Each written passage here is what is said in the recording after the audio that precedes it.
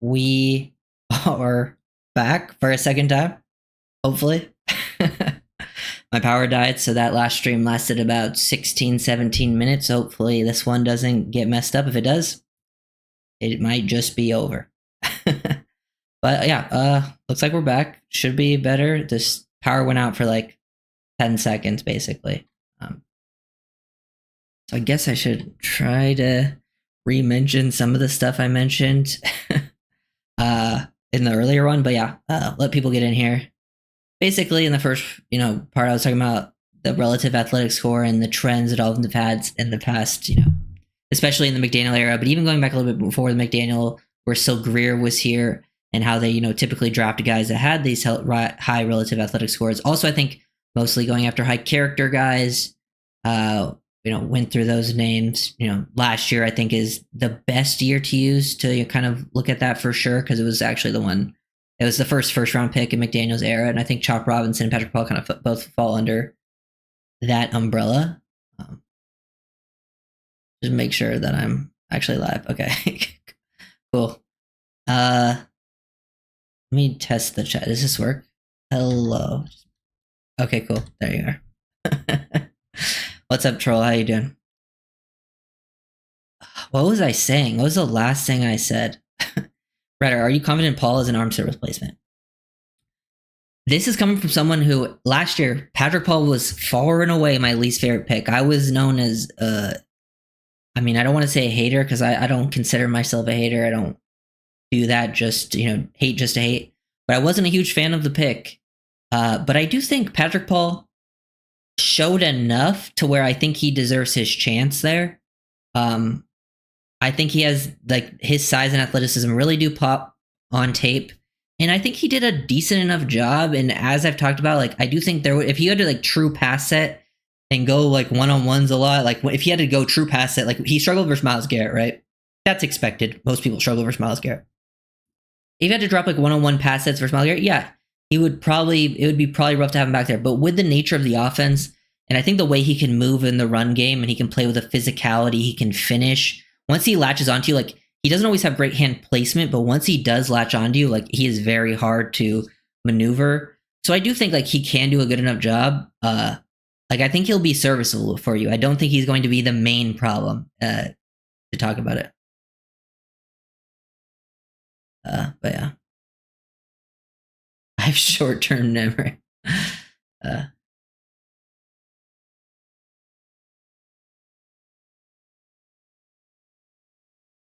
Oh, this sucks. Given the offseason so far, Houston, we have a problem. Yeah, we do have a problem, but I think we're back. It says I'm back now. Please. It's full 4-bar, 0 drop frames now, but it was just at 0. And now it's back to 4,000 kbps, which was fun. Given this offseason, the projection for the season isn't great. At what point do we seriously consider trading Tyreek? Considering the projection, honestly, I don't think this offseason has been that bad. I just think it's been pretty expected. I still think it's very early. We'll see how the draft plays out. I think they might consider trading Tyreek, though, even if they were feeling good about the team. So just depends on what they would get offered for him. It looks like we're good. Paul, Daniels, Brewer, Donovan, AJ is the best I can hope for right now. I don't see him or Campbell falling out of top 10. Yeah, I think it's unlikely, but I also think it's just as unlikely for Donovan Jackson to fall to 48. Because I think he's probably, in my opinion, the best guard in the class. Out of the guards. Even though he can also play tackle, but I have him rated higher than Booker. But we'll see. We'll see how it plays out. Still think, I think people have kind of started to freak out a little bit. Again, it's expected.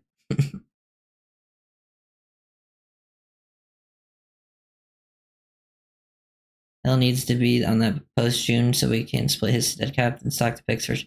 Honestly, I've seen the world where they might do it. If they do it pre-June 1st, then they just save $50 million next year. And it's not are they planning on using any more of the cap this year? I don't know if they are, If they aren't planning to use any more of the cap this season, they could just cut him.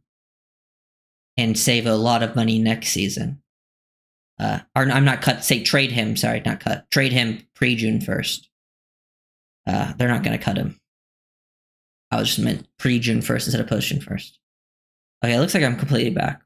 Thank God. I don't even remember what I was saying. Okay, let me see what you guys were saying. I all of that stuff got messed up in the first one. I've been watching film on both Kenneth Grant and Derek Harmon, and for me, I think Derek Harmon is a bigger ceiling and is a more well-rounded player. He can stuff the run and rush passer. Yeah, I understand that. They're very different players. It's tough to compare them because Kenneth Grant is like a one-tech nose that can disrupt a pocket with very good athleticism. Yes, he still needs to develop as a pass rusher, but I actually think the thing with Kenneth Grant is I think he has a high floor and still a high ceiling. And then Derek Harmon, also a very good player. I just have Harmon rated slightly lower. But Harmon's can play more of that 3-tech. He can play as a 5, play, a little more on the outside. May play more of that what Sealer does for you. And you do need another person that can play in that role. So Derek Harmon would also be a guy that I like, but he would be more of a trade back option in round 1. But very different players. He does have, I think he has a trouble finishing. We've talked about it. He has a high missed tackle percentage. It's not even necessarily about missing tackles. It's just sometimes just being a little off course with his angles and stuff like that. But he is very disruptive, very powerful point of attack. But I do think Grant is probably a guy they think is a better fit for what they're missing. But I don't know. I like both players a lot. My opinion is draft in this order. Membo, Campbell, Johnson, Grant, Starks, and have all 5 gone traded back. Yeah, I would probably Membo, Campbell, Johnson. I don't know about the exact order, but I do like the top 5. I'd probably put Barron in over Starks, but that's just me. But I do like Starks as well. And then yeah, I would trade back even if some of them are there. It just depends on what you get offered. But see, if those guys are gone, then you're probably the offers won't be as good though. Just depends on what people need, I guess. And the other idea that this year is not a must-win. See, it just depends. It depends how. I think it all depends on what Greer sees and how McDaniel feels. Does McDaniel really feel like this is his last season? I think that could go either way. I think Greer feels like this might be his last season as GM, but he might. We've seen it talked about. He might go to a different role within the organization. And if that's the case, he probably doesn't care too much if it's his last season as GM because he would still be around. But I don't know. Because they did bring in Champ Kelly. It is interesting.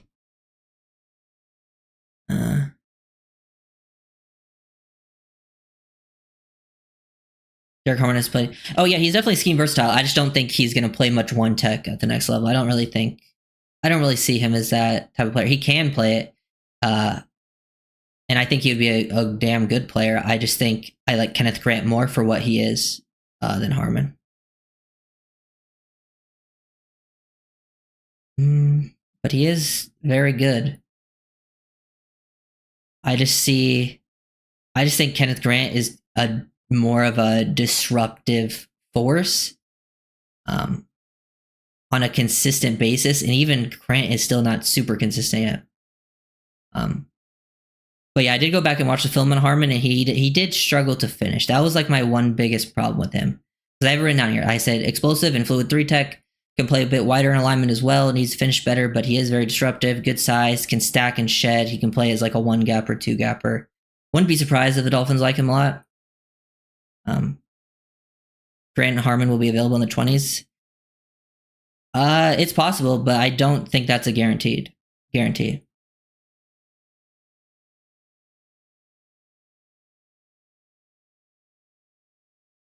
The problem with not viewing the season as must win as the team falls into what's been an issue for them settling for mediocrity, really tough spot, and whatever. Funny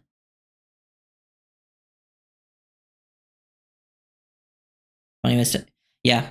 I do think missed one, I do think overall just tackles in general is one of the most just as a stat, tackles is the most overrated stat in all of football. Without context is the most overrated stat. I've seen players have linebackers have over 100 tackles and be bad, but because they're making all their tackles, 5 plus 10 yards down the field. So it's how you're making your tackles. Having that high missed tackle percentage does suck. I don't think it's as big of a deal for a D lineman, but it is still something to take note of.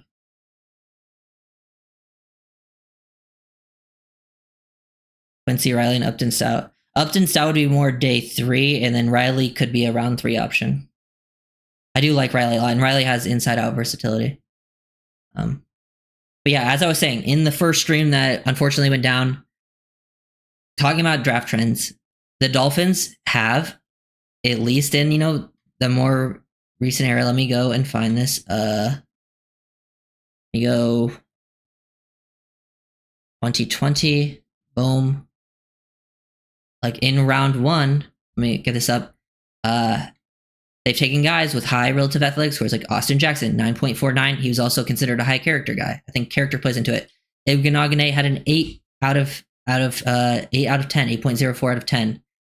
Chop last year had a 9.72. He was also considered fairly high character guy. That was just round 1.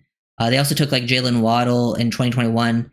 Jalen Phillips also had a 9 something. Waddle didn't have one because he didn't test, but it's very easy to see on Waddle's film that he's an elite athlete.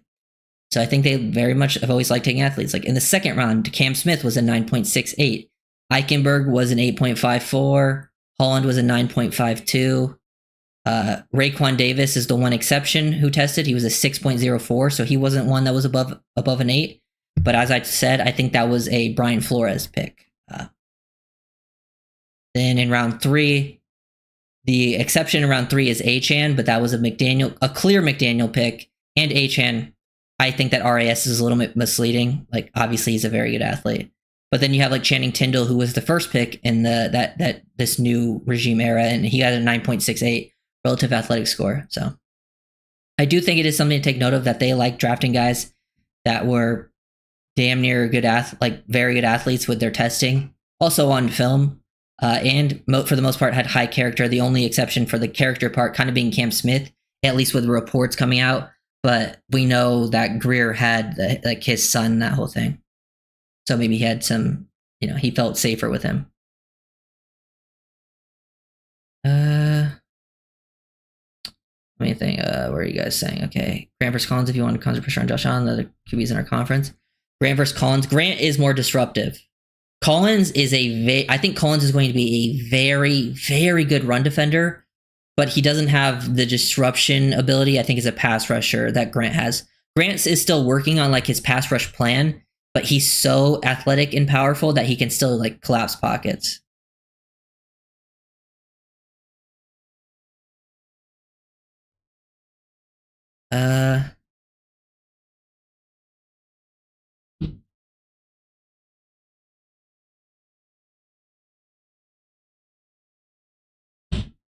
And you with a last playoff win for the Finns was a blackout game. Will R. Smith scored there.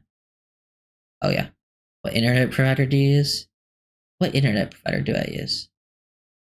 Actually, I can't remember. It might be Spectrum. If you guys are still having a video, it should be fine. I haven't really since it reset after the stream. It says I haven't really dropped any frames or anything, so it should be. If you're struggling, I would guess refresh, but it should be fine now. At least it's been fine for the last 10 minutes. But yeah, those were kind of the trends I wanted to talk about. I talked about it more in the first stream before I set, but yeah, that was where I wanted to go. And then yeah, in this latest draft, Jalen Wright, Malik Washington, Mohamed Kamara, they all had high RASs, and they were the next 3 picks. And then Patrick McMorris he had a low one. So I think once you get later in the draft, they become more flexible. Last year, when you heard them talk about it seemed like more of the later picks were scout guys. That was what was talked about with McMorris and Taj Washington. And then McDaniel has his picks, his usual, the Jalen Wrights of the world, the Devon Achans.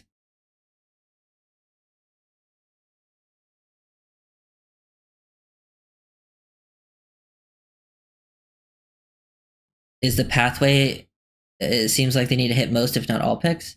They don't need to hit all picks, not year 1. Hitting all picks is just unrealistic.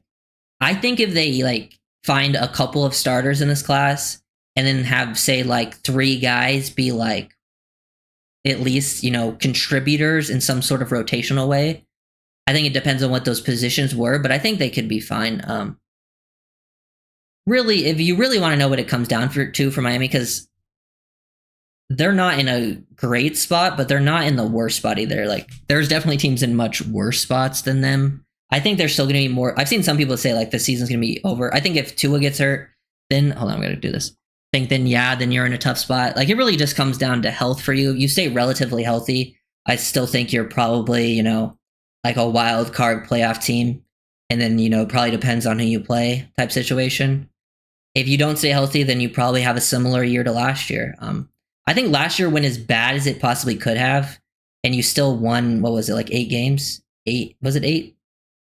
So it's not like they were that far off last year. And last year felt like you never had a chance either. So I don't know. It's still very early in the process. I think we're going to see how the draft plays out. And then I think post-draft, there's still guys that they could add. I think they're still going to be considering adding some players, depending on how the draft plays out, that could fill some spots. They still have a lot of high-end talent at like big premium positions. It's just some of those non-premium ones, there's still some guys that aren't great.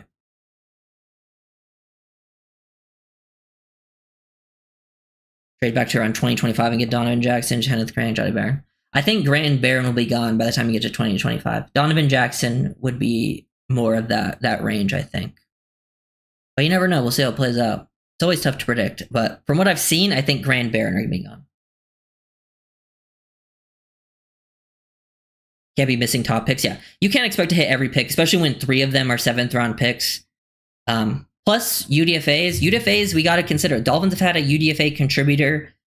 It feels like, almost every season, which is kind of crazy. So that's something to also keep in mind. We've had some guys that make a difference there. But that is, something to get lucky on. We need at least 4 starters, especially with Armstead retired. I don't think Armstead retiring changes anything, in my opinion. I've talked about this.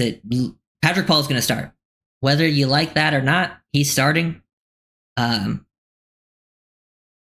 I don't think the Dolphins are going to take a tackle. If they take a tackle early, it is a tackle that will play guard. Like you're asking me about Simmons. I don't think they're going to take Simmons, one, because I've heard apparently he has some character concerns. Also, he's coming off like a very major injury. And in my opinion, Simmons is a very good player, but he is a left tackle only, in my mind.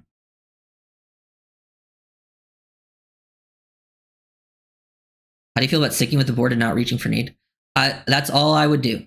I would never reach for need. If you get into a situation where you feel like you have to reach for need, that's where you put yourself in trouble in drafts. And the Dolphins have enough needs where you're like, you should never feel like you need to reach for need anyways. Like if you're in a spot where like you have 4 potential spots that you're trying to upgrade anyways, 5 spots, depending on how you look at like off-ball linebacker, there's also wide tight end, safety, corner, guard. Like there's enough spots where like you should never have to feel like you need to reach for like a need. Even if you're in a spot where like, oh, we probably need O lineman here, but it's clear the O lineman there would be a huge reach. Don't reach for the O lineman. Take a corner or a D line because those are still needs.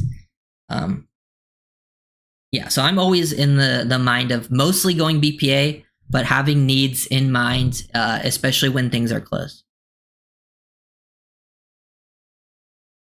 Yeah, Paul's not the main issue. Paul would be the type of player, if the Dolphins were in a better spot, Paul would be the type of player you're trying to upgrade upon.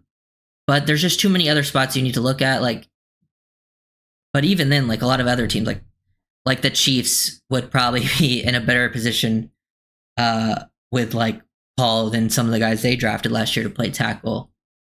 Like every team has their positions they need to upgrade upon, even at their weak points. Patrick Paul is not even close to the player that Armstead is. Never said he was, John. But thank you for your comment. Okay. But he's going to start. They drafted him for that reason.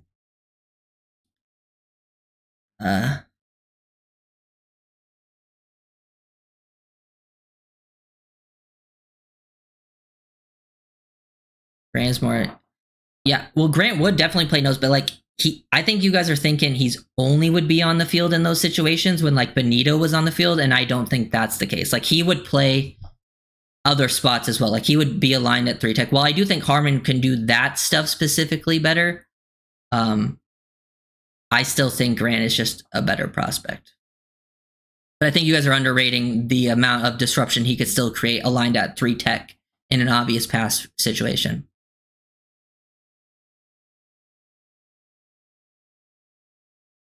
Because I actually think, from what I watched, I actually think Harmon might be more of a 2-gapper than Grant at times. Because I thought Harmon looked pretty solid as a 2-gapper. Well, when Grant, I felt like he was at his best when he was 1-gapping.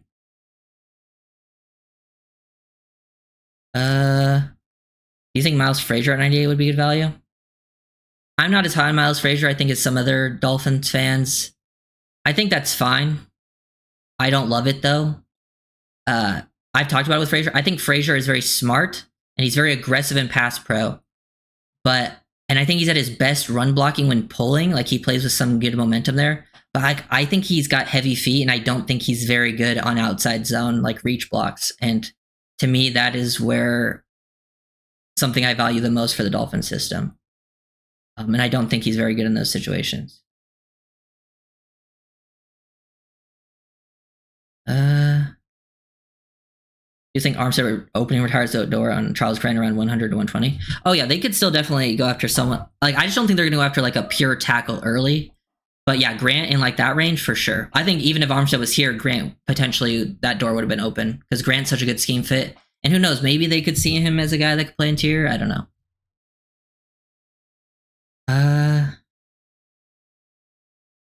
None of Campbell, Mimbo, Will Johnson, Barron, or Kenneth Graham will be reached. If all 5 are gone, it's being tricky. I don't think all 5 will be gone, Marcus. And if all 5 were gone, that means probably someone fell unexpectedly. So that means like you would probably be getting like maybe a Mason Graham or something. And Mason Graham would be like, you know, what you guys are looking for in Derek Harmon too, because he plays more of that 3 tech type of stuff, you know, play more 5. He's very, you know, aggressive.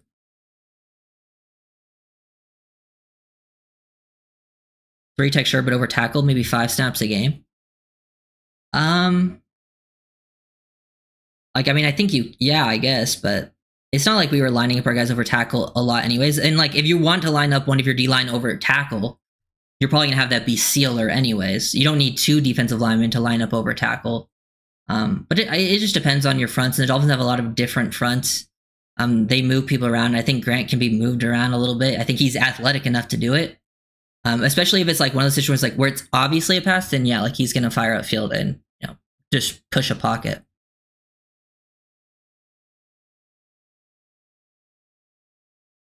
What kind of package would you take for it to be okay with the Dolphins trading back, assuming their board shakes up that way? Honestly, even with good players on the board, I'm always willing to trade back.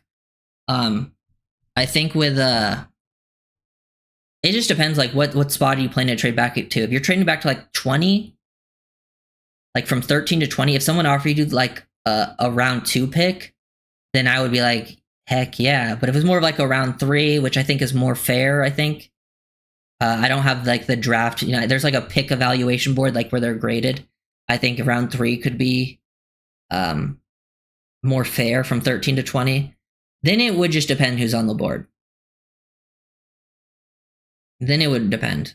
But I would also consider it because then I'm thinking like, okay, if I'm on the board and it's Kenneth Grant at 13, then would I rather have Derek Harmon at 20 and a 3rd round pick? Then you can talk me into that. But yeah. But hey, they're both good players. I just think, like I have it close, by the way. Like I just have Grant graded a spot. Like I think he's 1 spot above Harmon. Where are they? Yeah, I have Mason Graham and Kenneth Grant as the top 2D tackles. Then after that, I have Harmon. Then I have Walter Nolan. But Nolan's so tough, man, because I think Nolan might be the most talented of the bunch. But his inconsistencies bother me, and apparently there's some off-field stuff, which I don't know enough about, but I don't know. That stuff, it's hard to predict. And his film, like, to me, Nolan's best traits are his explosiveness and his power. When he uses those together, he has the most dominant reps in the class. And to me, those are traits that really,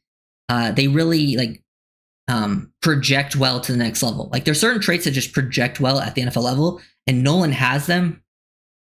but I think he plays with one. I don't think he has the greatest instincts. I don't think he has the greatest motor. And I think he plays with like high pad level at times. But the really good reps are really good. And then apparently there's also like, that's why I'm like, the other D linemen are so good. I don't need to take the risk on Nolan, but I think some team will probably take the risk on Nolan and may probably, get lucky there. How do you feel about Jonah from Arizona? Yeah, Jonah from Zona, Jonah Savanaya. I like Jonah Savanaya. I think he's a solid player in this class, solid day 2 guard. Would fit well in the Dolphins scheme. Like he's not, like I talked about it, if you're playing guard in the Dolphins scheme, you don't have to be an elite athlete. And I think, and Savanaya actually tested pretty well. I think he would be a pretty good fit in this class. He plays with physicality, can move people, and moves well enough to where you can play in the Dolphin system at guard for sure. Where am I missing? Right, so you absolutely have to take Genty if he falls? No, you don't have to take Genty. I think it's something you should talk about though in the room. Like I don't think you should just ignore it, because to me, Genty really would fit into the whole BPA versus need thing, because he would likely be BPA at 13. It just depends on, I guess, who else was on the board. If he was clearly better than everyone else, maybe you trade back and use him as trade bait, or you could take him, because there is a world where Genty is probably if you do take Genty, you'd probably be the best. He would probably be the most impactful player instantly out of anyone you could take. And he would probably change your whole like identity on offense. But to me, I'm just going in a different direction personally.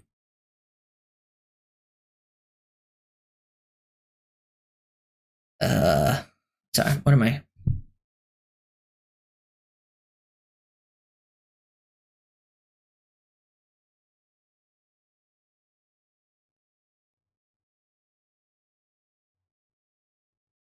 For instance, it wouldn't be a wasted pick, but I do understand the whole need versus BPA thing, but I do think BPA far outweighs need in most scenarios. If it weren't for the injury, I think Ravel would be in conversation. I agree, Skunk. I think Ravel would be on the conversation for the Dolphins pick for sure if he didn't have the knee injury.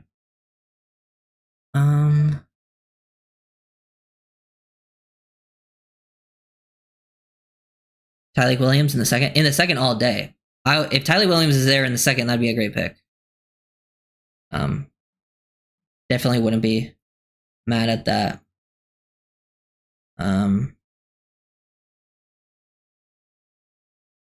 But I don't know. I'm kind of sorry to fix something there. Okay, cool.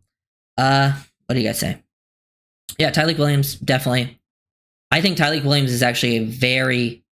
I have him rated right after Nolan actually. And honestly, I wouldn't be mad if you took Tyleik Williams over Nolan because of the off-field stuff.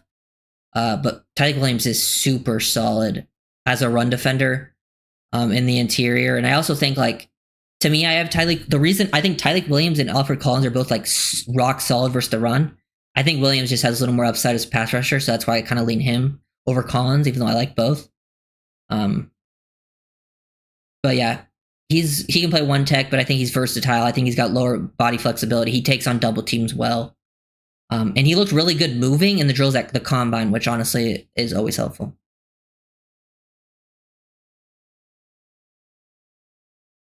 Market, yeah. Yeah, Nolan at 48 would become a conversation for sure. Yeah. Yeah, Green is... Well, oh, you know what I read about? Nolan had... This was a stat that I saw, or it wasn't a stat, but I saw someone say this on Twitter. Where is it? Where did I write it down? It was Walter Nolan. Let me find it. Oh yeah. So since high school, he has been on he's been to 6 different schools in 7 years since high school, which tells me, like, we're speculating here a little bit, but with the news you hear about the potential is that maybe he doesn't, isn't a very coach-friendly player if he's going, 6 different schools in 7 years. Because I know he played at Ole Miss. He also played at Texas A&M, and then in high school went around a few times. He probably played I maybe even played another college, but who knows? Yeah, I'm avoiding guys like that because to me, you take those guys if they actually fall and it becomes good value. But they don't end up ever falling far enough to where I'm comfortable with that. Because, like, in my opinion, I can always find a guy that has high character that is still a damn good football player. And I think there's plenty of options almost every time. So until you get to a spot where it's like, this guy is clearly better than everyone on the board, that's when you start maybe taking a player like that. But I don't know. I don't like taking guys with issues like that, especially from the stuff like I've heard about like Mike Green. Because Nolan seems like it's just like character issues, doesn't get along with coaches. I don't know. Maybe it's more than that, but Mike Greens seem very, serious. Avoid that. Barron had me the most pumped when I watched this film. He had an insane absolute dog. Yep, love Jade Barron. You won't find a bigger Jade Barron fan than me. I would be all over that. I've heard Raiders are almost 100% taking him, and if not, the Bears are taking him. Which player? Troll.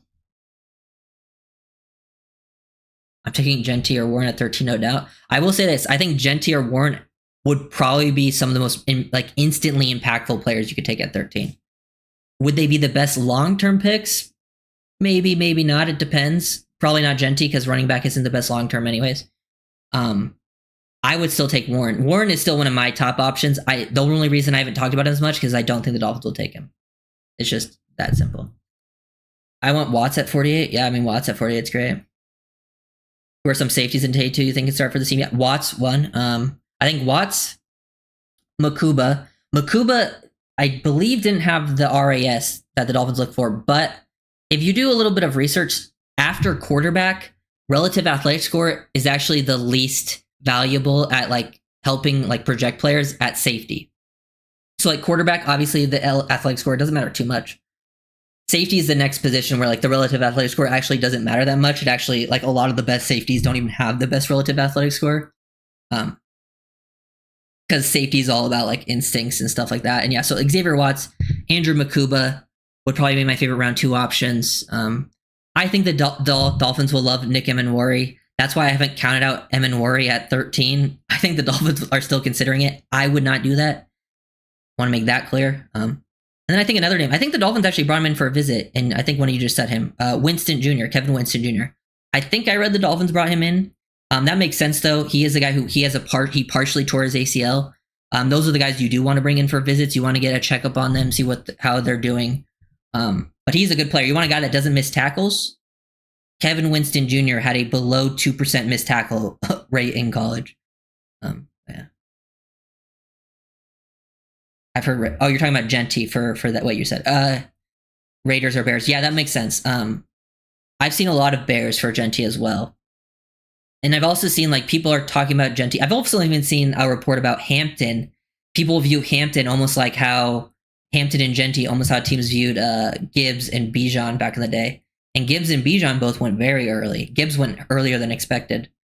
So honestly, if Amara and Hampton went at 12 to the Cowboys, that'd be great. Another person falling to you because you don't need to take a running back. Those are the types of things you're hoping happen if you're the Dolphins because it gives you more options. Either more guys you could use for trade back bait or just more options for you to take better players because there's some obvious ones who'll be gone. Obviously, Cam Ward will probably go first. After that, it'll be either Abdul Carter or Travis Hunter. I've seen a lot of Armand Membo to the Patriots. I think that's becoming pretty likely. They're going to take Membo, maybe Campbell, probably go O-line. Then I think once you get to 5 is where things get a little tricky. And we don't know if another quarterback will go because it seems I feel like it's become less likely another quarterback will go top 10, but teams are desperate. Someone's probably going to take Sanders. Smash those like buttons, yeah. Emenwari is a Greer type guy. Yeah, he is a Greer type guy, and he's also a Weaver scheme fit. So never count those out, even though I wouldn't do it. I'm in love with Nick and Kevin. I'm guessing Nick Emenwari and Kevin Winston Jr. Okay, yeah. I was trying to figure out who Nick was, but then I read Emenwari right after that, so I figured that out. Yeah. How many playoff games did Barry Sanders' teams win? Dog, you can do that with any great player ever. You can do that with Calvin Johnson, who's one of the greatest receivers of all time. Is receivers worthless? But, sorry, tangent. But yeah, I wouldn't take Genty, though, to be fair. The Dolphins don't need to, but I do think he could transform a team. Look what Saquon just did for the Eagles. Right, do you see the Pats taking Membo over Hunter? Probably not, but I think one I read recently that apparently the Browns are actually leaning Hunter over Carter. Who knows how true that is? It's, smokescreen season. But I think Hunter will go 2 or 3. So, but if he is there at 4, then it becomes a conversation for Membo.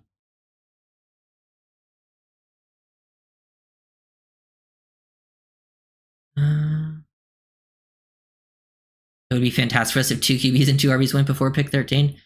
Yeah, it would be. I don't think that will happen, but it would be great.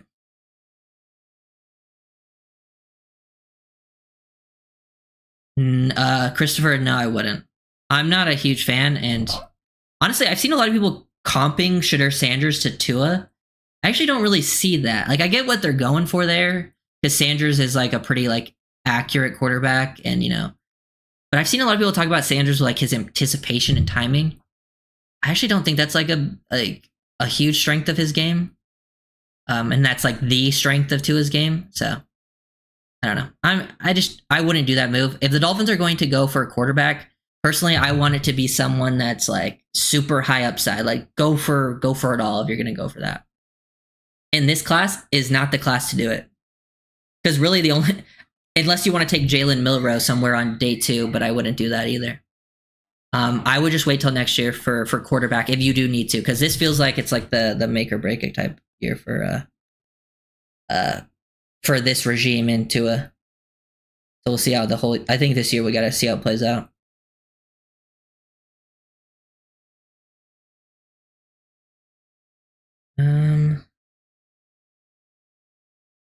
Yeah, Scotty, I feel you, hold on to hope, but I don't think Membo will make it there. And honestly, even if he was there, I don't even know if he would be guaranteed to be the pick.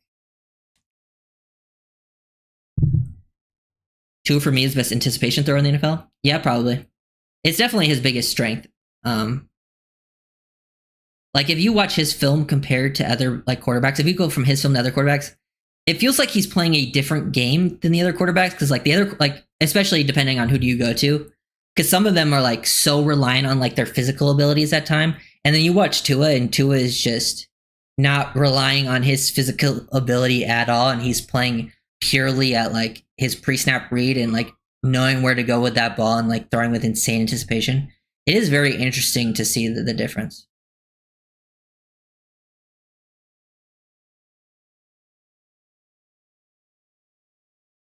Are who top 5 players in this draft in order, not for my overall draft? Yeah, I have let's see. I have, where is my list actually? Here, I'll do it off the top of my head. I know I have Hunter 1. I have Abdul Carter 2. I believe I have Genti 3. I think those are the best, and this is just based off pure graded talent. I'm not considering positional value. Considering positional value, I'd probably bump Genti down a bit, but just based purely on talent, I have those as the top 3. Then, where is it? I think after that I have, no, not him. I think I have Graham 4. Yeah, Graham 4. And then, I have Will Johnson 5. That's what it is. Hunter, Carter, Membo, Johnson, yeah. And then after that, I have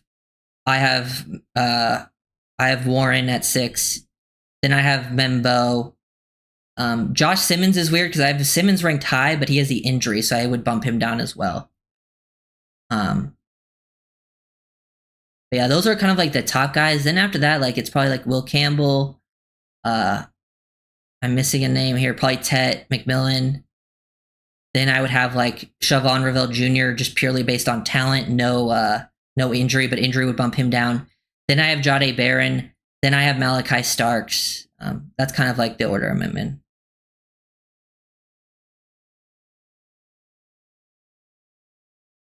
You ever consider doing a mock with fans? Oh, were we what were we all pick for different teams and stuff? That'd be fun.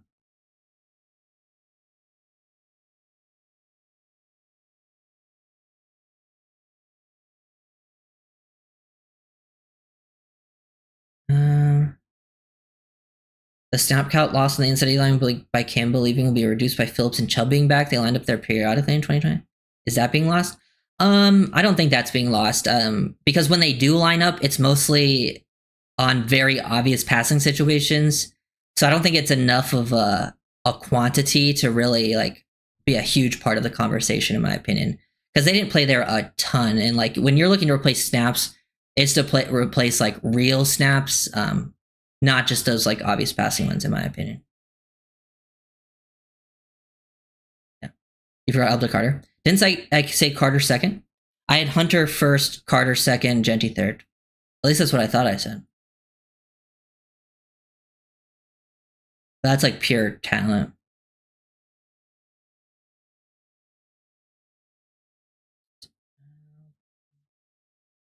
But yeah, let's see. Okay, cool.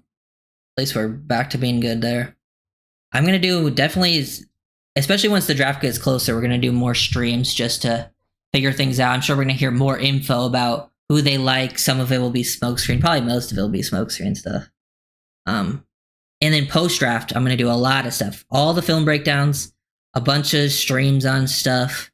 And that will be really fun. See who we actually get and see, like, you know, we'll go into the UDFAs. We'll still see, like, what the needs potentially are, where they're strong.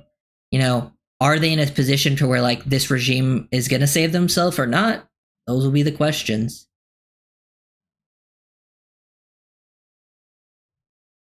Oh my God. Typing that, okay. Yeah, you had, okay. That's what I thought I said. I was gonna say. So would you draft Rebel at 13? Because like you said, the talent is there. That's always tough, is because like we don't get to, like, you know, like I'm not in the room when, like, you know, and we don't meet their doctors and we don't know how well he's rehabbing. So to me, it's just like I would rather take Jahdae Barron, who I think is going to be there anyways, because I have them ranked back to back. So very closely. I think Barron's an ideal scheme fit. So I'd rather just take Barron. But Ravel is very good. It's just the injury is, you know, something that kind of shies me away. But it's always hard to say from an outsider perspective because we don't get to actually know all the information on the injuries.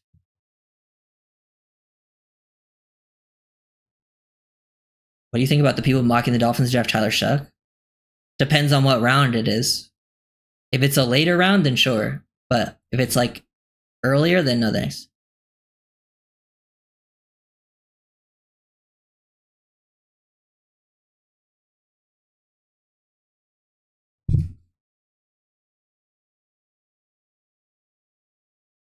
Yeah, I don't know. I don't think Clay has played that many snaps. He definitely played snaps at edge. It depends what you're considering edge. Are you considering 5-tech edge? Because I wouldn't consider that edge.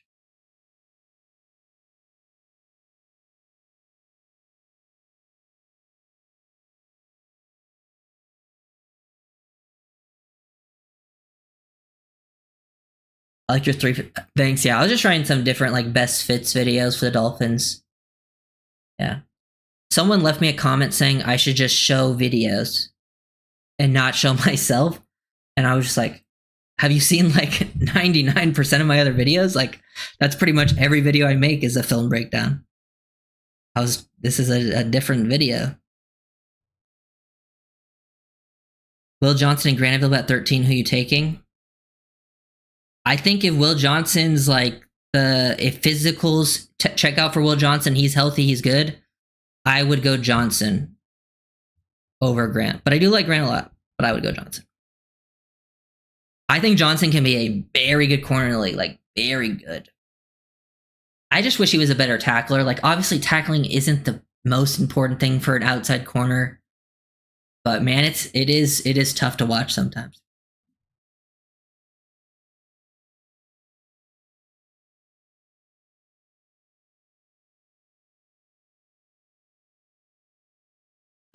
After the draft, vets will be available that rookies replace.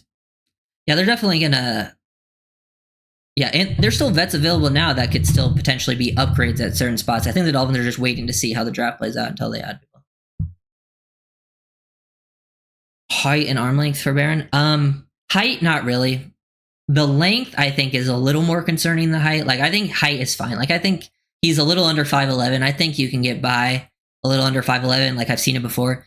The arm length would concern me more, too, if he was playing, like, in a press man system. I think that would be a little bit of a concern. But another area, like, I think Barron makes a lot of plays on ball, and that's another area where length could be a concern. So I think he makes up for that with being very good on ball. And then he mostly is just, he's very good in zone. He's going to play, I think he'll play inside and outside. I think, thanks, Scump. I'll definitely do that. But yeah, I do think he can stick on the outside, but I think he's a guy that's going to play multiple spots. I think he's a good enough of an athlete to where he can play on the outside.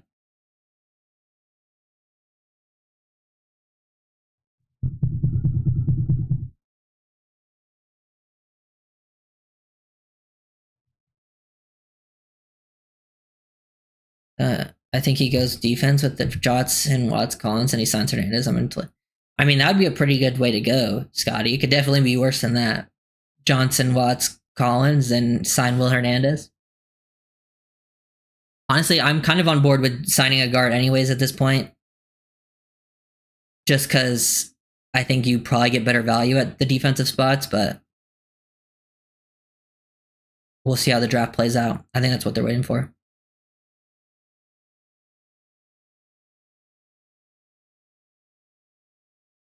I want Willie Lampkin and D-tackle T. Watson. You just want to see the smallest. You want to see them go against each other. That would be funny. And I wouldn't be surprised if Lampkin won, even though he's twice as small. Albert Collins isn't lasting till 98. Alfred Collins, yeah. Yeah, I don't think he'll last till 98 either. But he's a stud. It would be funny to see that. We did see Lampkin versus Walker and Deion Walker at the Senior Bowl, and that was a big difference. Obviously, again, Watson is insane.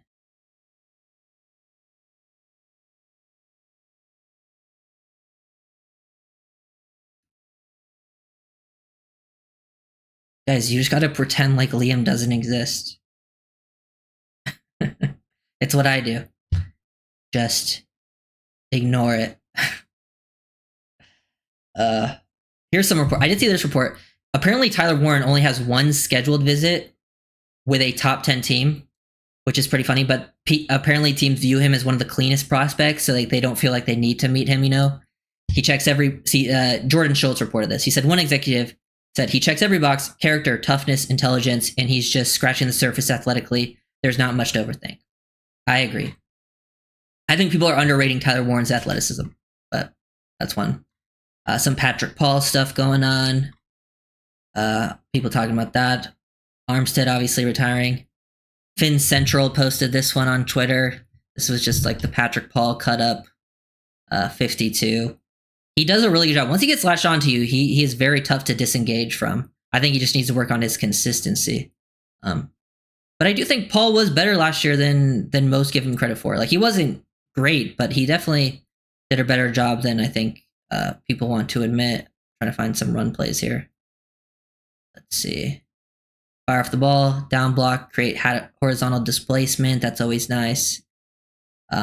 It's that athleticism is just special, and it's very hard to find guys at that size that can move like that. So as long as like he gets things cleaned up, which I think he already definitely cleaned some things up from college, because the college stuff was like, he's already cleaned up some of that going into the pros, but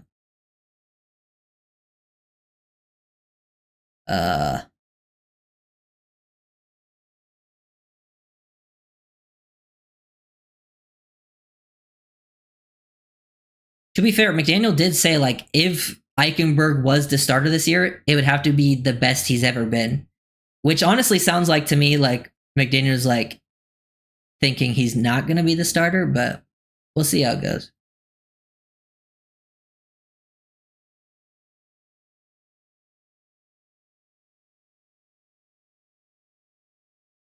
We need 4 day one starters, and I think we need to trade back to do it. Safety guard, tackle, corner. Yeah, well, I don't know if you're gonna get 4 day one starters. I think 3 is like 3 would be great. 3 would be great. 4 would be phenomenal. I don't think they're gonna get 4 is a lot to get. If you get 3 day one starters and then like 2 like rotational players, that would be about as good as you could hope for. Thoughts on the Rutgers D tackle I was looking at? Oh yeah, they did. They brought in Keontae Hamilton, right? Apparently, also met with Penny Boone, the UCF running back. I haven't watched him, so that was an interesting one that I'll have to look into. I also want to mention the name Caleb Rogers, the Texas Tech tackle. He has film that I think the Dolphins will love. So just remember that name, Caleb Rogers. I'll talk about who you asked me about in a second. I'm just kind of strolling through, make sure I don't miss anything. Caleb Rogers. Another name that I want to mention, Joshua Gray, Oregon State. He played tackle most of his career, but then switched and decided to guard. He is a very good athlete and very good on those reach blocks. And he's clearly a guard and not a tackle, even though he spent most of his career as a tackle at Oregon State. He's another late round option to keep an eye on for an offensive lineman that I wanted to mention. And he tested well. He had a 9.36 RAS. But yeah, that's kind of who I wanted to talk about there. Okay. Oh yeah, but thoughts on Rutgers D tackle? Yeah, Keontae Hamilton. Actually, honestly, I watched Keontae Hamilton. He's a late round option, but he's another one that the positional alignment versatility. Like I've seen him play off the edge. He's one of those D tackles in this class that's played from one tech to edge, and honestly looked pretty decent at edge. He shows some nice quick twitch. He has a wrestler background, so if he's a late round option, I would be on board with that. He's a guy I could see being a rotational piece. Wouldn't be surprised with that. Any chance Keon Smith starts? No. He might be the swing tackle, though. Especially not coming off injury. Yeah, 3 day one starters is not normal. I didn't know McDaniel said that. Yeah, he said that not too long ago, right? He said that in an interview like a week or 2 ago or something like that, where he said...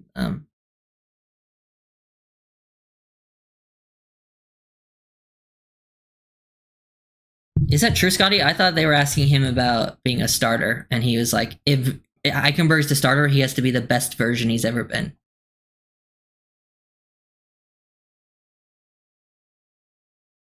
I can see a case where we draft starting CB and 2 starting tackles, and D tackle being so deep. 2 starting D tackle. I don't know if you're gonna get 2 because realistically, you need 1 starter, and then you need guys that are rotational players.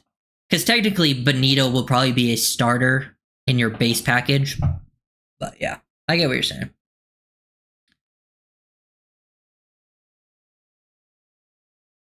Jackson Slater. If you watched my video, was it yesterday? I think it was yesterday. My top 3 best fits on the O-line. I love Jackson Slater as a fit in Miami. He was in my top 3 best fits at guard. Sacramento State. Great athlete. Would very much love that. 3 day one starters possible on a team with so many holes. Yeah. Well, I guess it means like actual like good day one starters. Because I guess someone could be a day one starter that's just not very good, but it was just forced to be put into the lineup. I like my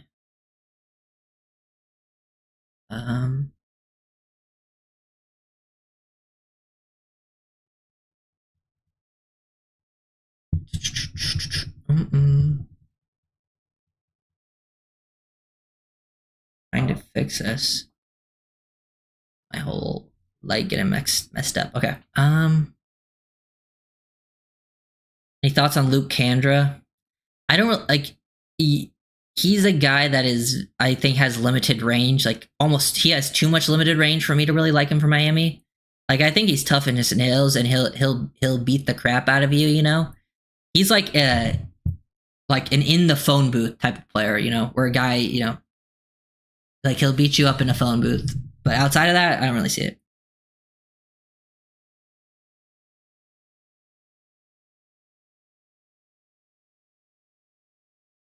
Well, I don't think Ike was brought back to be the O-line 9 guy, but I also don't think it's a guarantee he was brought back to be the starter.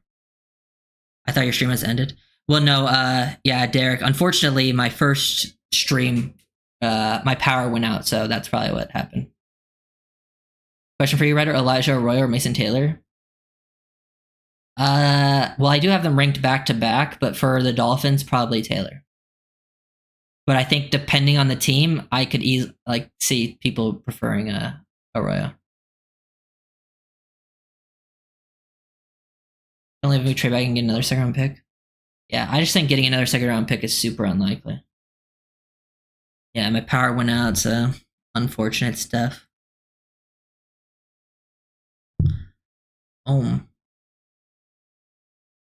But yeah, any other questions? Any trends you guys have noticed with the Dolphins? It is tough to kind of pick up on trends if you think about it, because the Dolphins haven't had too many early picks in this in the Mike McDaniel era.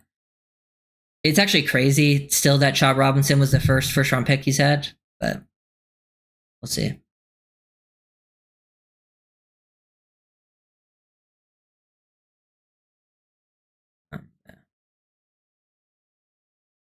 Thoughts on Darius Alexander?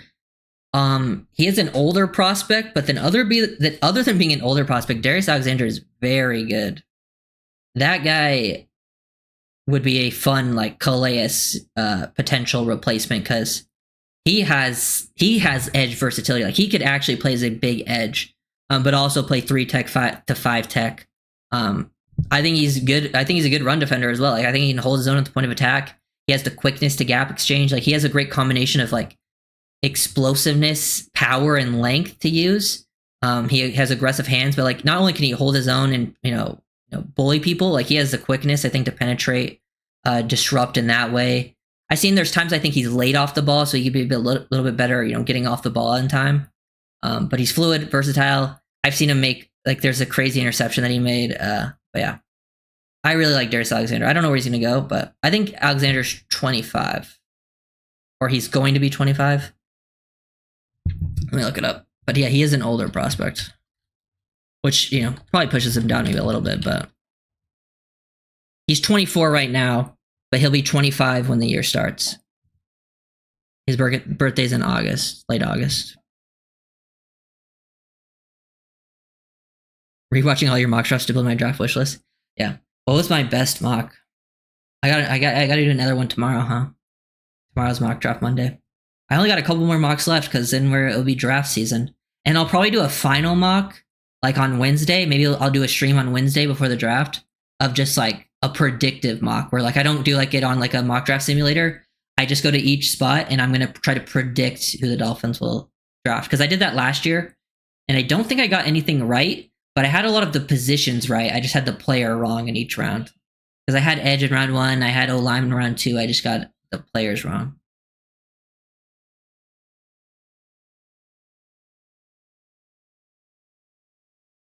Ryder, what the most you would trade up for, whatever player you deem worth it? Well, Hunter at 8, I would definitely be considering trading up. And I'm not a trade up guy at all. Membo at 10, then yes, sure. But in most situations, I don't think I would trade up unless I just don't feel like the Dolphins have that luxury this season. And I feel like I can get a player that is still I feel like I can get a play say we had to trade up to 10 and we gave up 98 or something. I don't know what it would actually be. But I would rather stay at 13 and take Grant and still keep that pick instead of trading up for Membo and then losing that pick, Even though I love Membo, I still think I can get enough out of a Grant or a Will Johnson or whoever it is. Alexander destroyed Dellinger at the Senior Bowl. Oh yeah, the other LSU guy. Was your first mock still your favorite? Probably. I can't remember all of them, to be fair, though. Martinez is awesome. Does he go 4th, 5th? I think he probably goes 4th-ish. Yeah. Well, to be fair, I think a lot of people project the Dolphins to draft O-line because they look at our team and think that's our biggest need. But I think they don't realize that D-line and corner are just as big of needs. And I don't think they realize the Dolphins are not a team that wants to draft a guard that early. Because they're not, always paying as much attention as they could. I don't know. I personally hope they do not take Banks at 13. I know some people like Banks like that. Banks would be a trade back option.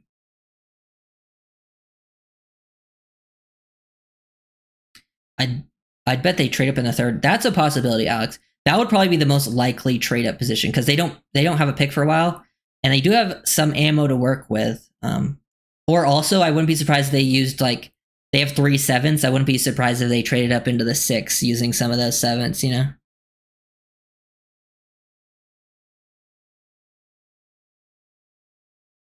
Yeah.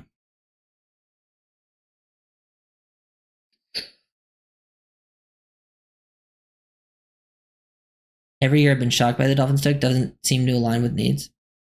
Dolphins are a BPA best player available team, I think. But it has been hard to predict. To be fair, because the Dolphins haven't really. It once you get later in the draft, it becomes harder to predict who they're going to take. You know, um, I think the most obvious one that most people predicted were like Achan. Like I predicted Achan, I predicted Tyndall, but like Cam Smith was surprising, Azukanma was surprising at the time. So it does get a little harder to predict later on. Um, Chop wasn't surprising, but I didn't. That wasn't my first prediction. Paul was like the one I was hoping wasn't going to happen, so I knew it was going to happen at the time. But we'll see how it plays out this year. Right, or so after the Armstead news, does your big board change? No, it doesn't change. I think we've been expecting this to happen, so it all stays the same for me. I've been kind of going under the assumption Patrick Paul was going to be your starting left tackle, anyways.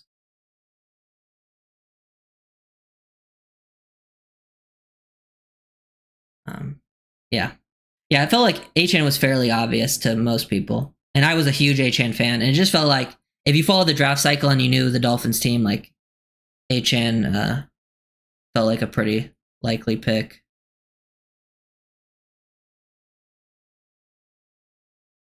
Um, Whoa, sorry, I'm trying to fix my. The light is changing as I'm going live, so I'm trying to. It's like, whatever. I'm not going much longer, anyways. Glad Chop worked out. Yep.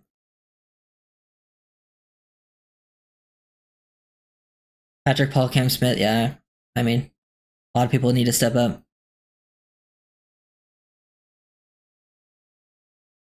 BPA, not always. Chop over Quincy. Chop over Quincy. Quincy who? Waddle over Penne, a generational offensive tackle. Yeah, I'm saying BPA in terms of their board. Um, I believe they had Waddle rated higher.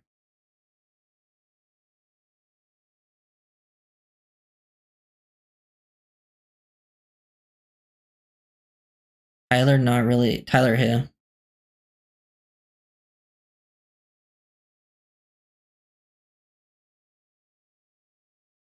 Um, Everyone predicted Washington last year. Malik Washington. I mean, I didn't predict it because well, when we were in the 6th, I was predicting it to be Malik Washington, but like going into the draft, I wasn't predicting it because I thought Malik Washington was going to go in like the 4th, and the Dolphins even have a 4th round pick. But Malik Washington, if people knew, was like my favorite player in that draft last year.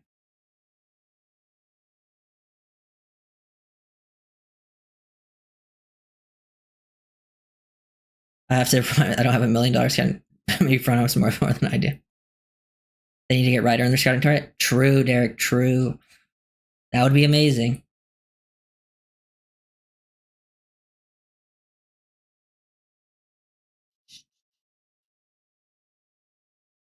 Um, but yeah, think that'll probably be it. Unless there's any final things to talk about, I might, probably stream a couple times next week.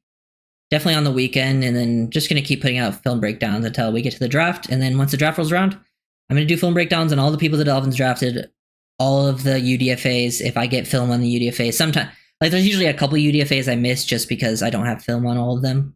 But for the most part, I can get film on them.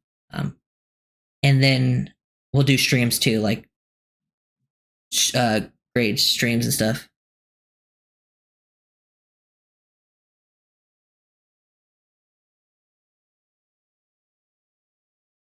For me, no, because the guy hasn't played much left guard at all. He's been left tackle one for yeah. Yeah. Okay.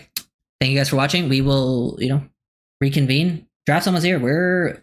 It's April 6th. Draft's on the 24th. We're not that far away.